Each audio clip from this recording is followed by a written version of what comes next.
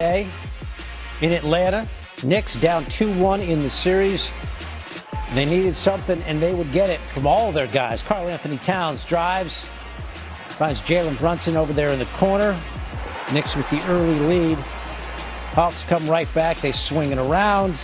Nickeil Alexander-Walker, other corner, Hawks up 14-13. Then Brunson going to take Alexander-Walker up and over. Nifty. Knicks up 7 after 1. Quarter 2 now. KAT gets it outside, puts it on the floor. Oh, he held on to that pivot foot, I think. Sort of.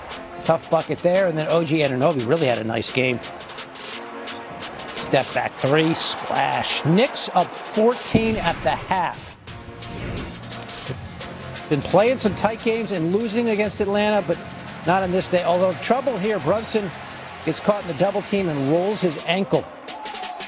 You see it again right there, that right foot, rolled it on Josh Hart's foot. So he leaves for a bit, goes back to the locker room. And then the Hawks trying to make a run. Jose Alvarado, though. Grand Theft Alvarado with the pick. And then KAT to OG. It's all working for the Knicks. Less than a minute later, Towns to Alvarado, who was money from outside. Knocked down 4 of those. Knicks up by 13. And then here comes Brunson back on the floor. And he hands it off to KAT, who steps into his three. Knicks up 21 after 3. They had that look. Fourth quarter. Towns and Anunoby. KAT had a triple-double. OG had 22 points and 10 boards. And then one more. Brunson, kind of a muted game, 19 points, but it was plenty. Knicks go on to win 114-98 to tie the series at 2 games apiece. The way we played on both sides of the ball. Like I said, going back to the second half of, or the fourth quarter of Game 3, the way we've been able to do that these past 5 quarters is how we got to play, especially against them. I mean, like I said before, the things that they're doing and how they're playing is great. You know, we just have to be able to continue what we're doing as we did the past 5 quarters.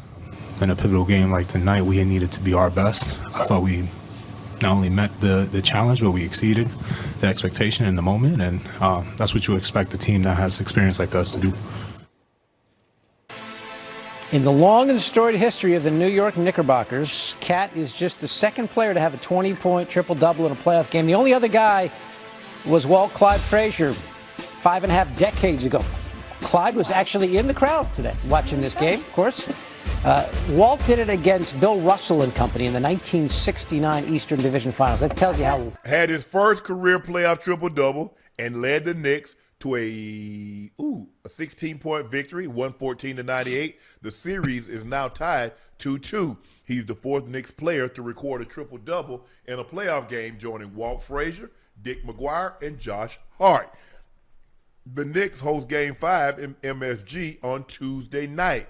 The series is now guaranteed to return to Atlanta for a Game 6. Hey, Joe, how you feeling, Joe?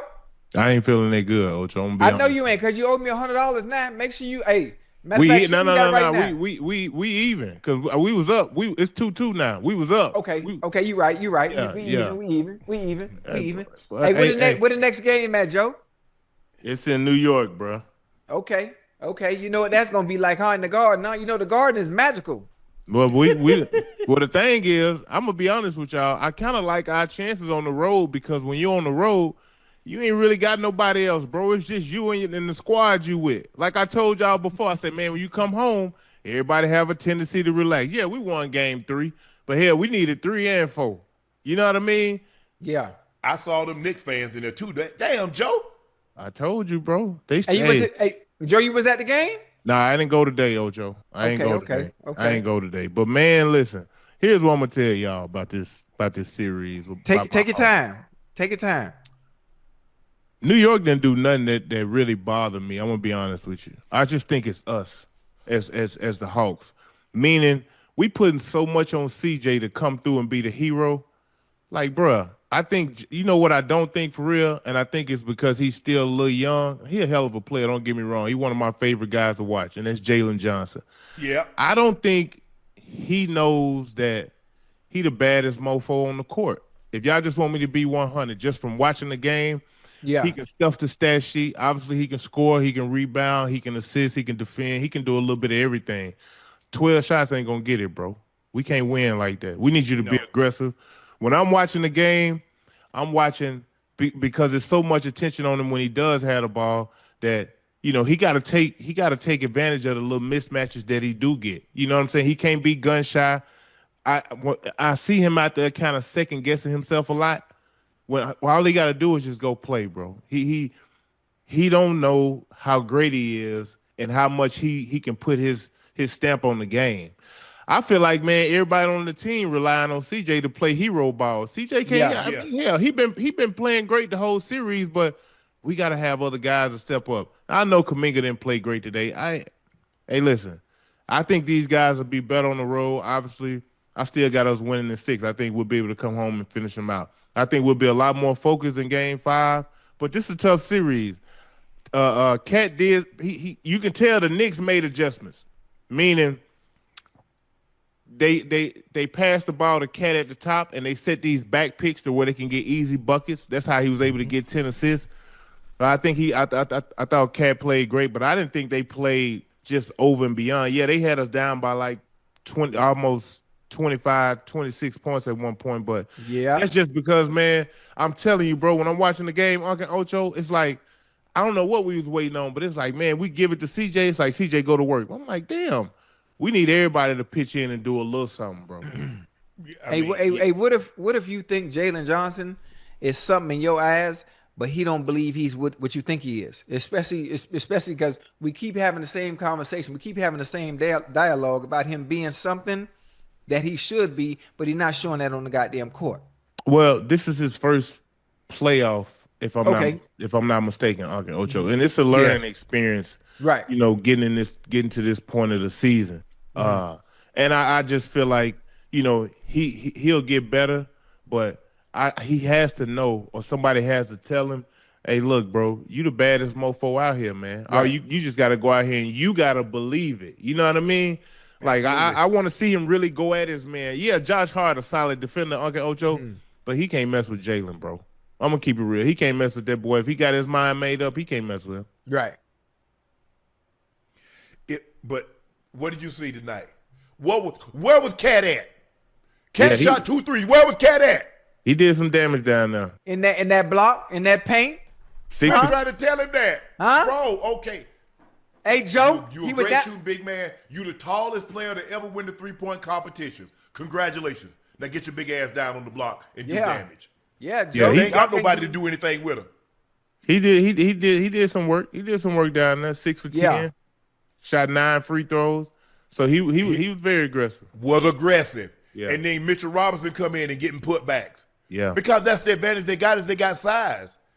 I mean, if you look at it, Joe, if you really look at the Hawks, they got an elite college team. They ain't got nobody, Kongu probably like 6'9", everything 6'9" and under. Yeah. The advantage that the Knicks got is they got 2 7-footers that can do damage. Now, one, Mitchell Robinson, you're not running no plays for him. He understands that. He's the sit picks, roll to the basket, give us some second chance opportunity with offensive rebounds. That's his job. And defend the paint. That's what you do.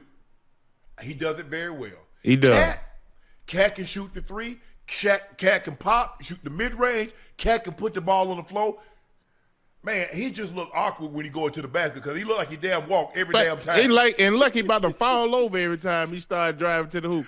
Hey, but when you look at OG, bro. OG been balling, man. Hell yeah. OG been hooping. I ain't gonna lie to you. Hey, he the one that scared me out of all of them. I'm gonna be honest with you. Brunson, I feel like we can keep him under control. We can contain him. But OG, he got a little something to his game. He got some nastiness to his game. He can make the 3. He can get to the cup. Hell, he can defend. He do a lot for the Knicks, bro. He the reason why they won this game. Him and KAT, they really the real reason why they won this game tonight. And the shot disparity wasn't out of whack. Remember the last game, Brunson took a bunch of shots. Yeah. When you got it more in line, you got 18, you got 16, you got a couple with 10.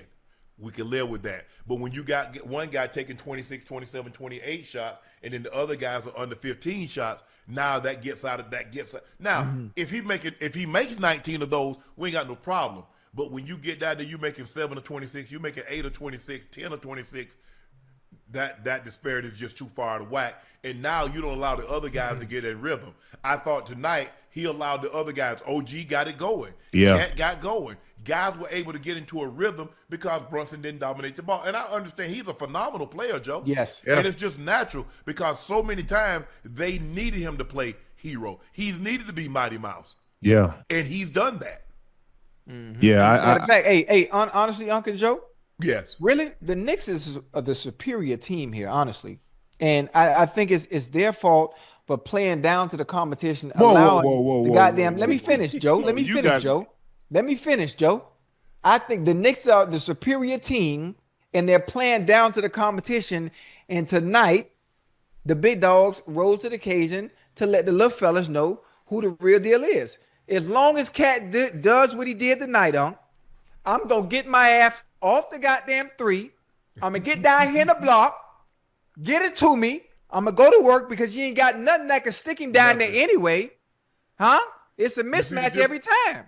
The difference tonight, Joe, when he got Kaminga on his ass down in the block. Yeah, he took advantage. He took advantage.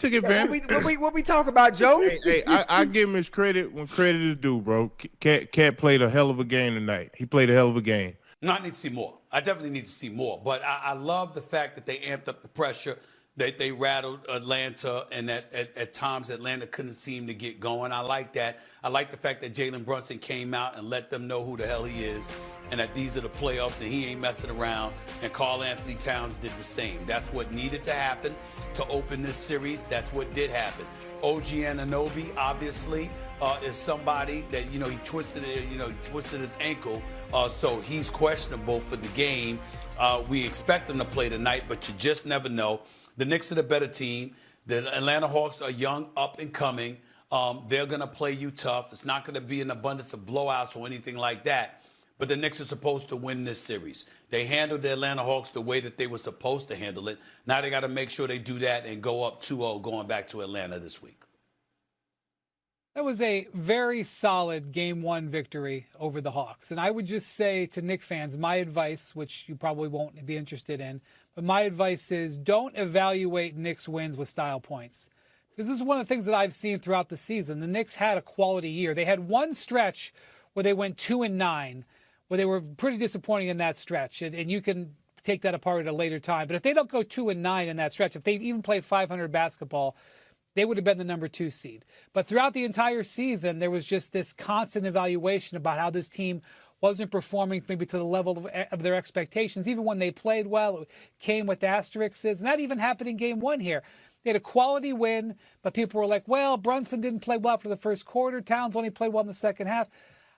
You just got to take a Knicks win and accept the win and don't worry about the style points. This is a team that is not going to impress you, but they do win games, and they got a lot going for them. They're going to have to play awesome if they're going to beat Boston. We'll get to that when we get to it. Atlanta has been a very good team for 3 months now. Anything that you do, whoever steps up to get you to 4 wins, that's all that needs to happen. The Knicks are not an impressive team visually, but they are an impressive team when it comes to putting together victories. They did that in Game 1. I would expect them to do it 3 more times in this series, and then we see a showdown with the Celtics. But obviously, the Knicks fans have very high expectations after the way they played last year and the way that this team, including their owner, came out before the season with the intention of getting to the finals. You should also have very high expectations based on what you're seeing from Boston, because Boston is next, assuming you get past Atlanta, and they ain't messing around. And they're coming for vengeance because you knocked them out last year. We understand that. And that's where Jason Tatum got hurt too. So all of those elements are in play, and we can't ignore that reality.